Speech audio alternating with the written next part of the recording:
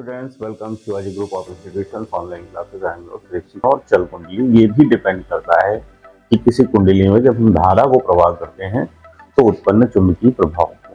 ठीक है, तो इसमें हम ये बात करते हैं कि अगर 100 ओम का एक धारा मापी है तो उसको हम मीटर में कैसे कन्वर्ट करेंगे और वोल्ट मीटर में कैसे कन्वर्ट करेंगे।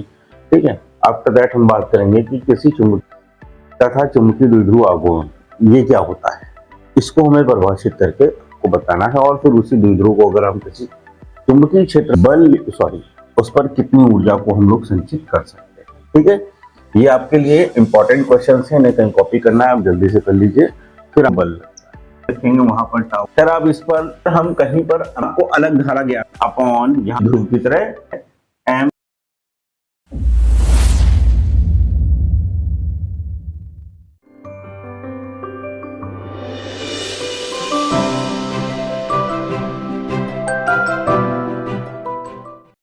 Hello students, welcome Shivaji group of institution online classes. I am your Suresh teacher. PYQ कर रहे हैं हम लोग, इसमें मैग्नेटिक पे आ गए हैं और मैग्नेटिक का एक चैप्टर भी हम लोगों ने क्लियर कर लिया। ठीक है, आज हम लोग पढ़ेंगे जो हमारा मैग्नेटिक का पहला चैप्टर था, मूविंग चार्ज यानी गतिमान आवेश। उसका एक फिनोमिना है जिसमें हम लोग नाम लेंगे बलयुग्मक आघूर्ण और चल कुंडली। ये भी डिपेंड करता है कि किसी कुंडली में जब हम धारा को प्रवाह करते हैं तो उत्पन्न चुंबकीय प्रभाव हो। ठीक है, तो इसमें हम लोग स्टार्ट करने से पहले जैसा कि हर बार करते हैं, इस बार भी हम लोग इम्पोर्टेंट क्वेश्चंस की बात करेंगे कि क्या क्या इम्पोर्टेंट क्वेश्चंस हमें इस चैप्टर में मिलने वाले हैं। ठीक है, सबसे पहले आपको मिलेगा एक छोटा सा बलयुग्म का आघूर्ण निकालना है और ये निकालना है आपको एक कुंडली पर, है ना। कुंडली हो या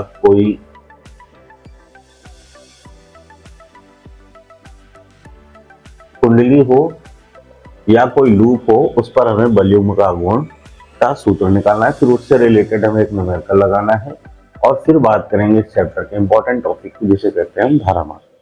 धारामापी क्या होता है, ठीक है।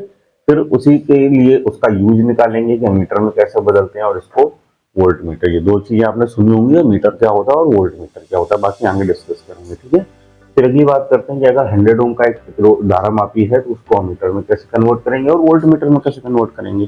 ठीक है, आफ्टर दैट हम बात करेंगे कि किसी चुंबकीय द्विध्रुव तथा चुंबकीय द्विध्रुव आघूर्ण ये क्या होता है, इसको हमें परिभाषित करके आपको बताना है। और फिर उसी द्विध्रुव को अगर हम किसी चुंबकीय क्षेत्र में रखते हैं तो उस पर कितनी ऊर्जा को हम लोग संचित कर सकते हैं। ठीक है, ये आपके लिए इंपॉर्टेंट क्वेश्चंस हैं, नहीं कहीं कॉपी करना है, आप जल्दी से कर लीजिए। फिर आगे से बात करते हैं हम लोग अगले टॉपिक की। ठीक है, तो स्टार्ट कर रहे हैं हम लोग। जैसे कि टॉपिक का नाम है कि अगर हम किसी धारावाही चालक तार से बने किसी लूप या कुंडली को एक समान चुंबकीय क्षेत्र में रखते हैं तो उस पर कितना बल आघूर्ण लगता है, इसकी बात करते हैं। तो हमने क्या किया, सबसे पहले एक छोटा सा काम किया। हमने मान लिया कि ये जो स्ट्रेट लाइन है ये चुंबकीय क्षेत्र को प्रदर्शित कर रही है। ठीक है, ये जो स्ट्रेट लाइन है किसको प्रदर्शित कर रही है, चुंबकीय क्षेत्र को। अब हमने इस पर एक लूप रख दिया। अब लूप जो होता है वो कैसा होता है, तो हमने आयताकार ले लिया है ताकि आपको समझाने में थोड़ी सी आसानी हो।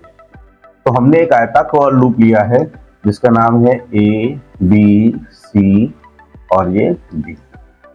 अब ये जो आयताकार लूप है इसमें जब हम लोग धारा प्रवाह करते हैं तो धारा तो बेटा सब में एक ही डायरेक्शन की होगी, है ना। ये अब जब इसमें आई धारा प्रवाह करते हैं तो क्या होगा, पर्टिकुलर हर एक तार में मान लेते हैं कि अलग अलग धारा प्रवाह होगा। उस धारा के कारण, ठीक है, क्या होगा कि इसके तार की जितनी लंबाई है उस पर एक बल लगने लगेगा। जैसे कि हमारे पास जो आयताकार लूप है उसकी ए बी भुजा की लंबाई L है, तो इस पर जब धारा I प्रवाह करते हैं तो इस चुंबकीय क्षेत्र B के कारण इस पर एक F1 बल लगता है। और बिल्कुल इसके विपरीत अगर हम बात करेंगे तो एक भुजा और है जिसका नाम है CD, इस पर भी धारा I प्रवाह होगी और I धारा प्रवाह होने पर हमने मान लिया इस पर F3 बल लगेगा। अब B भुजा वाली हमारे पास जो दो भुजाएं हैं B लंबाई की, उन पर हमने मान लिया F2 और F4 बल लगता है। इस प्रकार इस आयताकार जो भी हमारे पास ये लूप है, इस पर यदि हम आई धारा प्रवाह करेंगे तो इसकी प्रत्येक भुजा पर धारा के कारण एक बल लगेगा। ठीक है, अब जो बल लगेगा सोच के देखिए, ये दो बल हैं F1 और F3, ये दोनों बल जो है वो इस लूप को इस तरह से घुमाएंगे, इस लूप को घुमाएंगे, और भुजा कौन सी घूमेगी, यानी लंबवत भुजा कौन सी होगी, ये। तो इसी का एक छोटा सा अगर हम डायग्राम और बनाकर आपको बताएं तो ये जो डायग्राम बनेगा वो कुछ इस तरह से भी बन जाएगा कि आपके पास जो भुजा घूम रही है उसका नाम है BC, ये, और इसको घुमाने के लिए दो बल लग रहे हैं, एक बल लग रहा है ये जिसको हम लोग कहेंगे F1, और एक बल ये लग रहा है जिसे हम कहेंगे F2। ठीक है, अब अगर आप यहाँ पर चुंबकीय क्षेत्र को प्रदर्शित करेंगे तो हमने बताया है ये स्ट्रेट लाइन जो है वो चुंबकीय क्षेत्र को प्रदर्शित कर रहे हैं।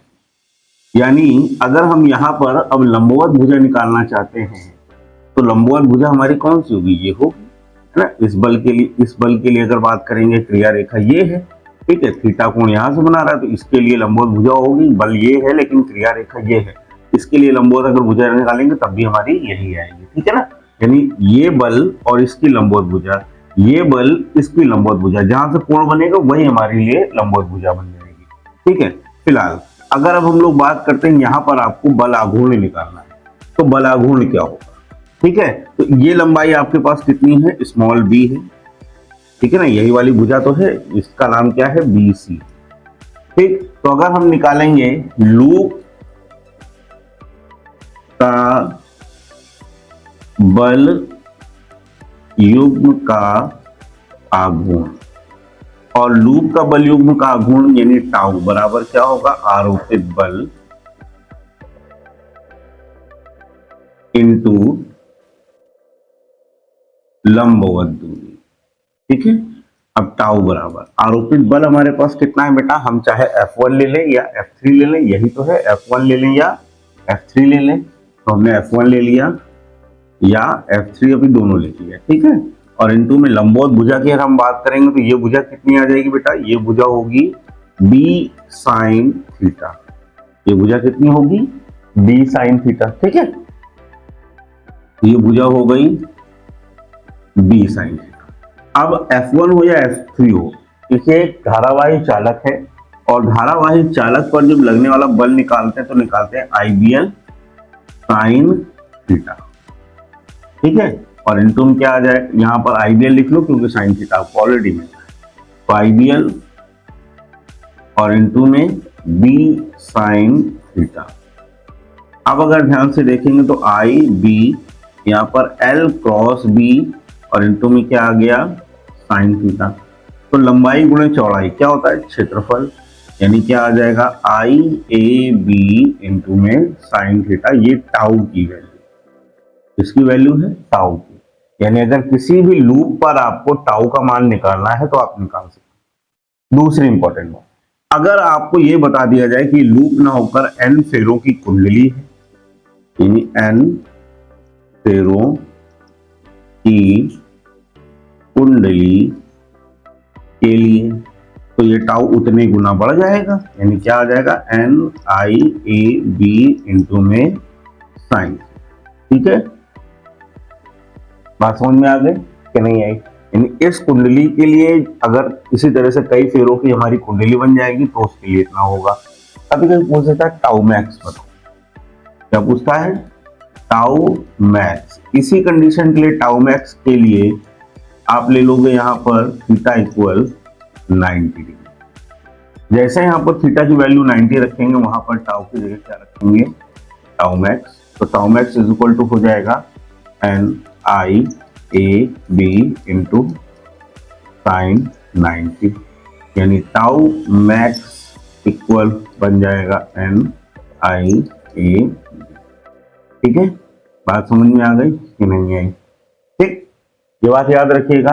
अभी इसके बाद हम एक छोटे से शॉर्टकट को भी आपको समझाते हैं। फिलहाल इसको कॉपी कीजिए, फिर आपको इसमें कुछ नया बता। कॉपी हो गया, चलिए इस डायग्राम को केवल मैं साफ कर रहा हूं, तो देखिए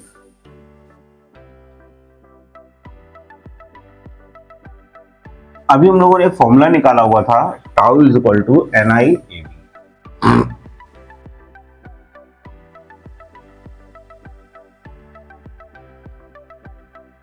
ये फॉर्मूला हमने निकाला है चुंबक यानी धारा के कारण। एक फॉर्मूला हम लोगों ने और पढ़ा था, tau is equal to PE sin theta. ये फॉर्मूला हम लोगों ने कहां पर पढ़ा था? वैद्युत पढ़ा था। अब इसमें अगर E sin थीटा को देखें तो ये B sin थीटा के बराबर, ठीक है। E sin थीटा जो है वो B sin थीटा के बराबर है, और तो P जो है इसको हम लोग वैद्युत का द्विध्रुव आघूर्ण कहते हैं। तो बेटा NI क्या हो जाएगा? NI हो जाएगा चुंबक का द्विध्रुव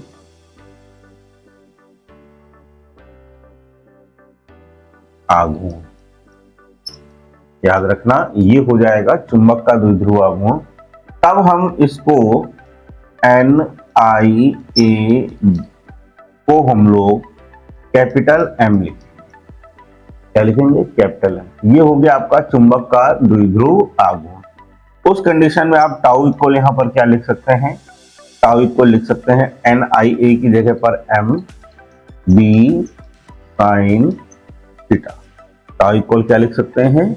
MB sin थीटा, ठीक है। और इसके लिए भी आप मैक्स की वैल्यू निकालनी है तो आप यही फॉर्मूला रख देंगे, थीटा इक्वल 90 डिग्री, आपको मैक्स की वैल्यू मिल जाएगी। समझ में आया? तो एक फॉर्मूला तो आपको ये याद रखना है, अगर सिंपल न्यूमेरिकल लगाना है। अगर कहीं पर आपसे पूछ रहा है कि द्विध्रुव आघूर्ण कैसे बनता है तो एक ये फॉर्मूला है जिसे आप लिखकर हल कर सकते हैं, ठीक है।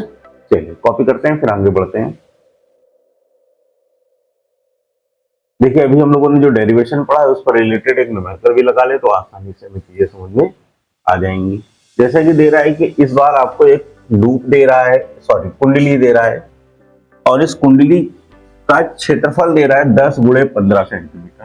तो क्षेत्रफल को हम लोग किससे दर्शित करते हैं? A से 10 × 15 सेंटीमीटर स्क्वायर, मतलब 10 × 15 × 10 की घात -4 मीटर। क्षेत्रफल निकल गया। कह रहा है इसमें फेरों की संख्या कितनी है?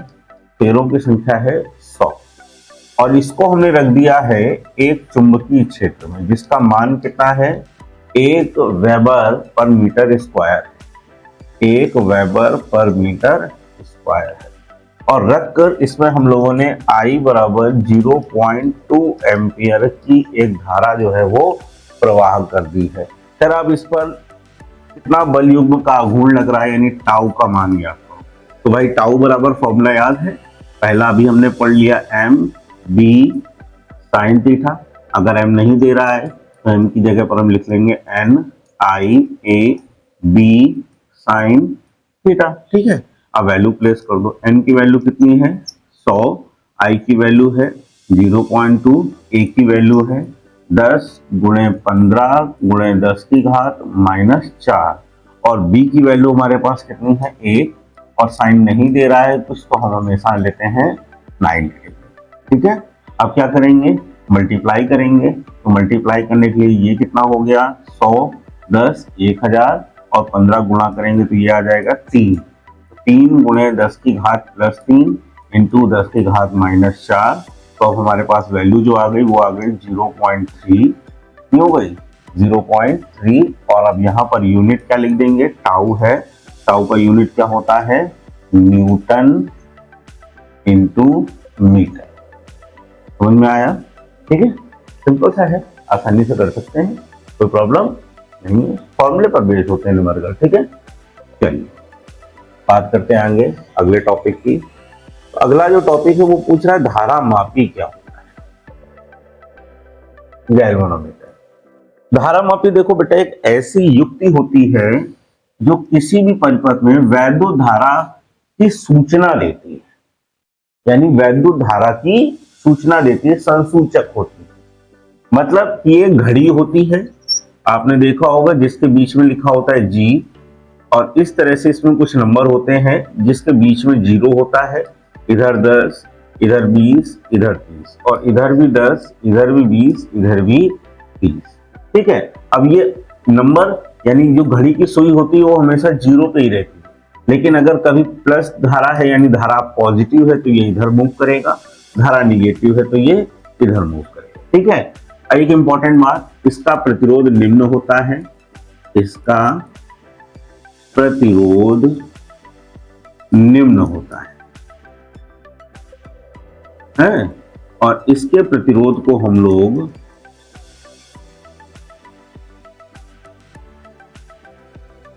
कैपिटल जी से प्रदर्शित करते हैं, कैपिटल जी से प्रदर्शित करते हैं।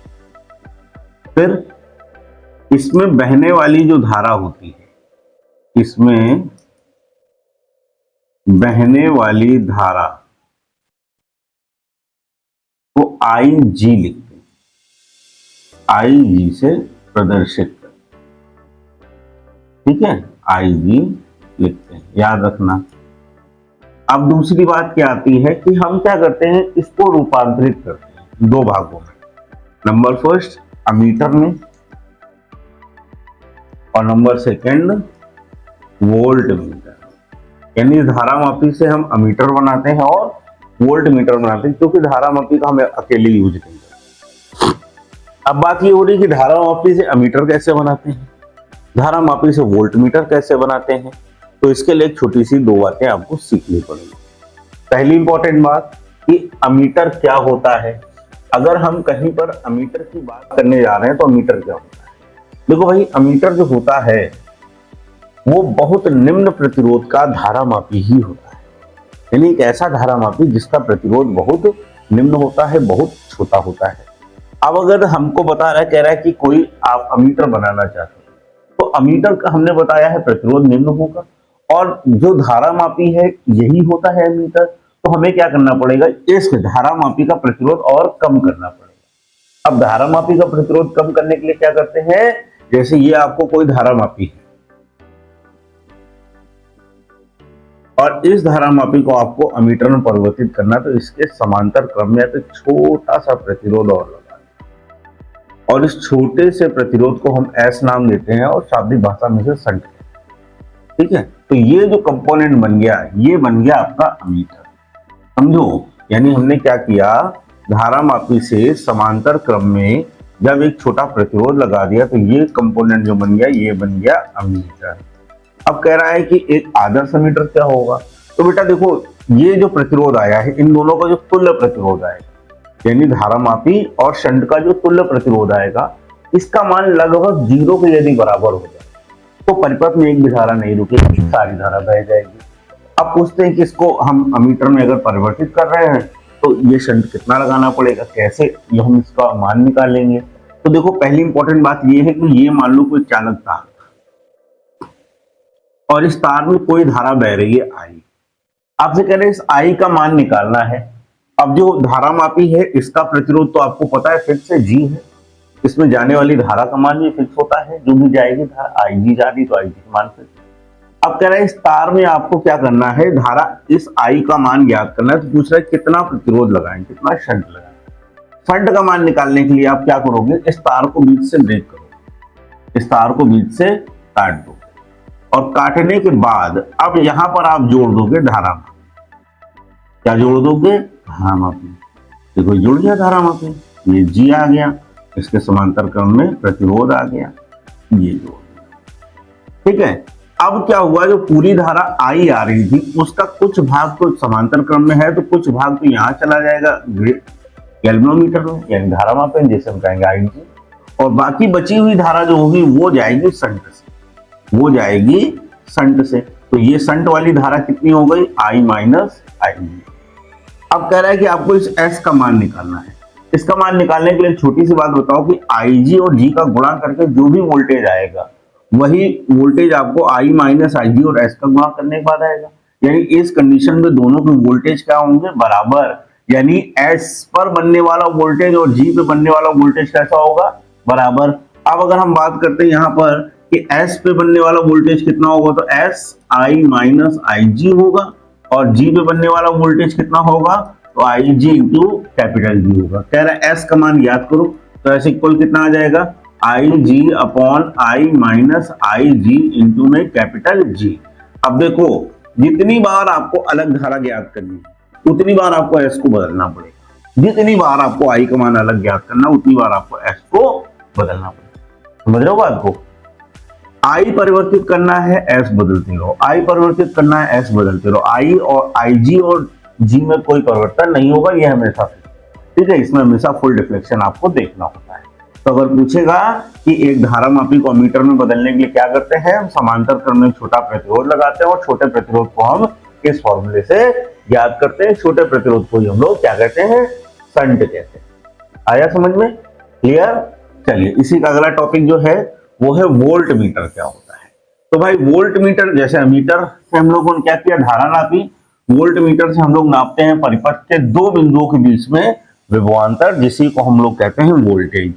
अब वोल्टेज नापने के लिए हम क्या करते हैं, वोल्टेज नापने के लिए पहली बात ये समझ लो कि हम लोग धारामापी से वोल्ट मीटर बनाते हैं, और वोल्ट मीटर जो होता है वो एक बहुत अधिक प्रतिरोध का धारामापी होता है। जैसे हमने क्या किया था, अमीटर बनाने के लिए लो प्रतिरोध का धारामापी बनाया था, वैसे हम लोगों ने वोल्ट मीटर बनाने के लिए बहुत अधिक प्रतिरोध का हमने धारामापी का उपयोग किया। अब बात करेंगे कि अगर अब हमको ये कह रहा है धारामापी प्रतिरोध बढ़ाना है, तो बेटा अब इसके साथ श्रेणी क्रम में एक बड़ा प्रतिरोध जोड़ दो, है ना। अब श्रेणी क्रम में हम जो बड़ा प्रतिरोध जोड़ेंगे उसको जोड़ने के बाद देखो इसका प्रतिरोध और बढ़ गया, इस कॉम्बिनेशन में प्रतिरोध बढ़ गया कि नहीं बढ़ गया, है ना। तो इन दोनों को मिलाकर जो युक्ति बनती है उसे हम लोग कह देते हैं वोल्ट मीटर। तो ये युक्ति क्या है, ये युक्ति है वोल्ट मीटर। समझ में आ गया। अब वोल्ट मीटर बन गया। अब कह रहा है परिपथ में वोल्ट मीटर को कैसे लगाते हैं, तो भाई दो बातें बताओ। परिपथ के जिन दो बिंदुओं के बीच में आपको वोल्टेज ज्ञात करना होगा, मान लो ये है ना, और यहां पर आपको क्या करना है, प्रतिरोध ज्ञात करना है। एक पॉइंट ये दिया है ए और एक पॉइंट ये दिया है बी। अब इन दो बिंदुओं के बीच में आपको क्या करना है कि ये वोल्ट मीटर उठा के समांतर क्रम में इसके साथ जोड़ देना है। यानी यहां से हमने गैल्वेनोमीटर और वो बड़ा वाला प्रतिरोध एक साथ मिलाकर जोड़ दिया, तो अब ये जो कंपोनेंट बन गया ये आपका बन गया क्या, वोल्ट मीटर। और अब हम लोग माप रहे हैं यहाँ पर वोल्टेज। तो मान लेते हैं ए और बी के बीच में जो भी वोल्टेज होगा वो ग्रिड यानी इस गैल्वेनोमीटर की वजह से बनने वाला वोल्टेज होगा। अब यहाँ पर वोल्टेज निकालना है, तो गैल्वेनोमीटर में जाने वाली धारा कितनी होती है, आई जी। ये आई जी धारा जी में जा रही थी, यही धारा किस में जा रही, आर में। तो अगर अब हम यहाँ पर वीजी का मान निकालेंगे तो कितना आएगा, वीजी का मान आएगा जी प्लस आर इंटू आई जी से बनने वाला जो भी वोल्टेज होगा। भाई वोल्टेज बराबर क्या होता है, कुल प्रतिरोध इंटू धारा, मिल गई, बराबर क्या आ जाएगा, वीजी। अब आपसे कह रहा है किसका मान ज्ञात करो भाई, इस आर का मान। तो पहले आई जी को उधर भेजो, यानी जी प्लस आर बराबर हो जाएगा वी जी अपॉन में क्या आ जाएगा, आई जी। ठीक है। अब आपको ज्ञात क्या करना था, ज्ञात करना था हमको आर। तो आर बराबर क्या हो जाएगा, वी जी अपॉन आई जी और माइनस में क्या आएगा, कैपिटल जी। अब फिर से वही बात समझ लो कि जितनी बार यहां पर अलग अलग वोल्टेज प्राप्त करना है उतनी बार आपको ये अलग अलग आर का मान लगाना है। यानी जितनी बार आपको वीजी का मान परिवर्तित कराना है उतनी बार आपको इस आर का मान बदलना पड़ेगा। बाकी जी की और आई जी की वैल्यू में कोई परिवर्तन नहीं होगा। इसको बनाने के लिए तो एक मीटर चलता है, याद करो, है ना, पीले काले कलर का, जिसमें अलग अलग पिन घुसाड़ के अलग अलग क्या करते हैं, सर्किट में करंट और वोल्टेज को फाइंड करते हैं। समझ में आया, ठीक है। हाँ, तो कॉपी कर लीजिए, फिर बात करते आएंगे। कह रहा है 100 ओम प्रतिरोध का एक धारामापी। देखो अभी वही क्वेश्चन जो चल रहा था, है ना, उसी का न्यूमेरिकल। कह रहा है एक धारामापी है जिसका प्रतिरोध आपको कह रहा है 100 ओम। तो धारामापी के प्रतिरोध को हम किससे प्रदर्शित कर रहे हैं भैया, कैपिटल जी से। कैपिटल जी का मान कितना है, 100 ओम है। अब कह रहा है कि ये जो धारामापी है ये 5 मिली एम्पियर की धारा में पूर्ण विक्षेपित हो जाता है, यानी इसमें जाने वाली जो धारा है वो है 5 मिली एम्पियर। ठीक है। अब कह रहा है कैसे परिवर्तित करोगे, नंबर फर्स्ट, इसे I इक्वल जब 5 एम्पियर की धारा प्रवाह करेंगे तब अमीटर में, और नंबर सेकंड जब इसमें हम लोग V इक्वल 20 वोल्ट का एक वोल्ट मीटर बनाएंगे तब। ठीक है। तो नंबर फर्स्ट जो हमसे पूछ रहा है कि धारा मापी में कैसे परिवर्तित करोगे। तो धारा मापी में बदलने के लिए आपको शंट लगाना पड़ेगा और शंट की वैल्यू फाइंड करने के लिए फॉर्मूला होगा I G upon I minus I G into में क्या आ जाएगा कैपिटल। उससे पहले जरा ये देख लो, ये धारा आपको 5 मिली एम्पियर दे रहा है, मतलब 0.005। ठीक है, तो यहाँ पर अगर हम वैल्यू रखेंगे एस की तो ये हो गई 0.005 अपॉन यहाँ पर हो गया 5 माइनस 0.005 और इंटू में कितना आ गया कैपिटल जी कितना है आपका 100 ओम। तो एस इक्वल कितना आ जाएगा 0.005 इंटू 100 और अपॉन में क्या आ जाएगा 4.995। ठीक है, ये कैलकुलेशन करके आप यहाँ पर एस का मान निकालोगे और एस की वैल्यू आपकी किस में आ जाएगी ओम में। तो इतना प्रतिरोध अगर आप इस धारा मापी के साथ समांतर क्रम में लगाओगे तो आप आज आई बराबर 5 एम्पियर की धारा को माप लो। ठीक है, फिर अगली बात अगर कह रहा है वोल्ट मीटर में कैसे परिवर्तित करेंगे, तो देखो वोल्ट मीटर में अगर हम परिवर्तित करेंगे तो हमें लगाना है इसमें V बराबर 20 वोल्ट। तो हम क्या करेंगे, R की वैल्यू निकालेंगे VG अपॉन IG और माइनस में कैपिटल G। अब VG का मान हमारे पास कितना है, करेक्ट 20 है। IG का मान कितना है 0.005 है, माइनस में कैपिटल G का मान कितना है 100। दशमलव हटा देंगे तो ऊपर कितने जीरो बढ़ जाएंगे 3 जीरो। तो ऊपर हो गया 20,000 अपॉन में कितना आ गया 5 और माइनस में कितना आएगा 100। तो 5 चौको 20, ये आ गया 4,000 माइनस 100 यानी कितना आ गया 3,900 ओम का। अगर आप इसके साथ प्रतिरोध जोड़ते हो तो ये जो वोल्ट मीटर है या ये जो समायोजन है वो 20 वोल्ट को क्या करेगा, मेजर करेगा। यानी 20 वोल्ट को मापने के लिए हमको इसके साथ में 3,900 ओम का एक प्रतिरोध जोड़ना पड़ेगा, जबकि 5 एम्पियर की धारा मापने के लिए हमको बहुत छोटा सा प्रतिरोध यहाँ पर क्या करना होगा, ऐड करना पड़ेगा। ठीक है, ठीक है, चलिए अब क्या करते हैं, आगे बढ़ते हैं। अब ये वो क्वेश्चन है जो हम पहले बता चुके हैं, बट थोड़ा सा आपको एक बार इसकी हिंट दे देते हैं। कह रहा है कि चुंबकीय द्विध्रुव और चुंबकीय द्विध्रुव आघूर्ण बताओ। वैद्युत द्विध्रुव पढ़ा था, दो बराबर और विपरीत आवेश एक दूसरे से कुछ दूरी पर स्थित होते हैं तो बने युग्म को या समायोजन को हम क्या कहते हैं, वैद्युत द्विध्रुव। ठीक है, यहाँ पर भी वही है कि अगर हम कोई छड़ चुंबक लेते हैं तो इसमें होते ही है ना, कोई भी छड़ चुंबक लेते हो एक तरफ नॉर्थ यानी उत्तरी ध्रुव होता है, एक तरफ दक्षिणी ध्रुव होता है। तो इनके स्ट्रेंथ यानी इनके परिमाण, यानी किसी भी छड़ चुंबक में हमको पता है कि 2 ध्रुव होते हैं, तो इन अलग अलग दोनों ध्रुवों के बीच की दूरी जब बहुत कम होती है तो इस प्रकार बने युग्म को हम लोग कहते हैं चुंबकीय द्विध्रुव। यानी छोटा कोई भी छड़ चुंबक आपको दे दिया जाएगा तो वो सारा छड़ चुंबक क्या है, चुंबकीय द्विध्रुव है। यार अगर यहां से हम इसका मान निकालेंगे तो यहां से अगर हम इसका मान निकालेंगे तो पहली बात चुंबकीय द्विध्रुव बराबर हो जाएगा 2 में से किसी भी एक ध्रुव का स्ट्रेंथ यानी m, 2 में से कोई भी एक ले लो, चाहे m1 ले लो चाहे m2, और यहाँ पर हम बता दें दोनों के मान कैसे होते हैं, बराबर होते हैं। तो किसी 2 में से किसी भी एक ध्रुव का परिमाण m और उनके बीच की दूरी के गुणनफल को हम यहाँ पर कहते हैं चुंबकीय द्विध्रुव।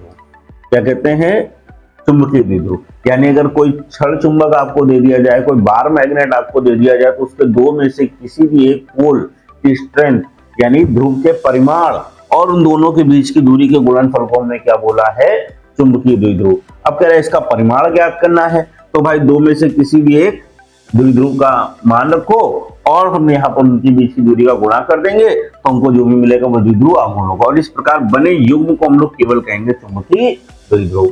अभी हम लोगों ने जब कॉइल की पढ़ा था, कुंडली के बारे में पढ़ा था, लूप के बारे में पढ़ा था, वहां से भी हम लोगों ने ज्ञात किया था m बराबर I इंटू ए, ठीक है, या NI है।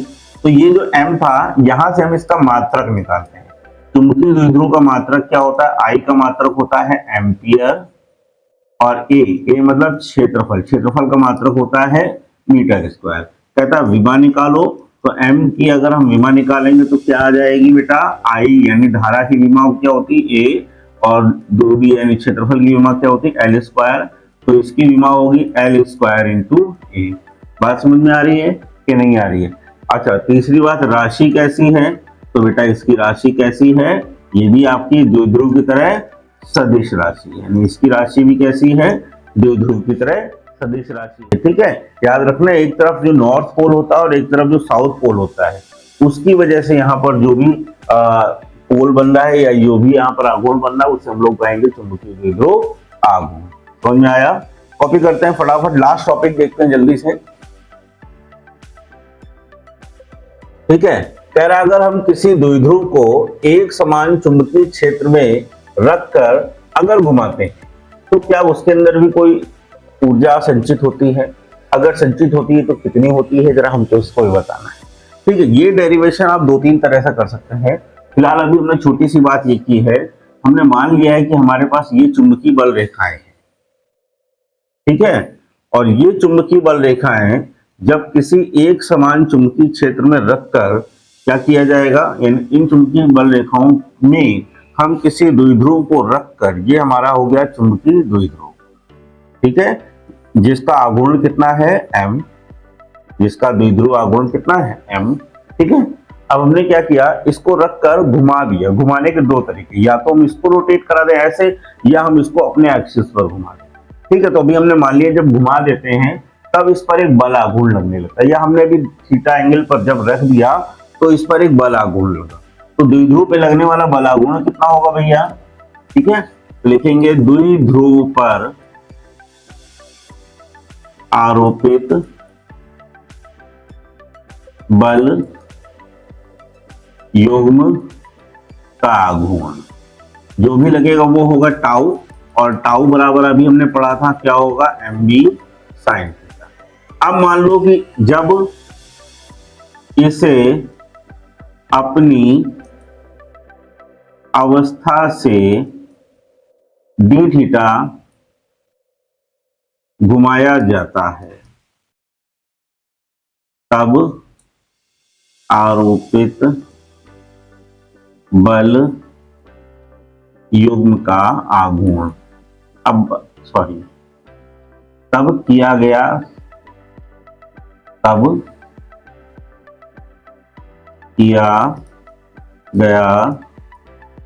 सूक्ष्म काल, यानी dw बराबर होगा टाउ इंटू में d थीटा।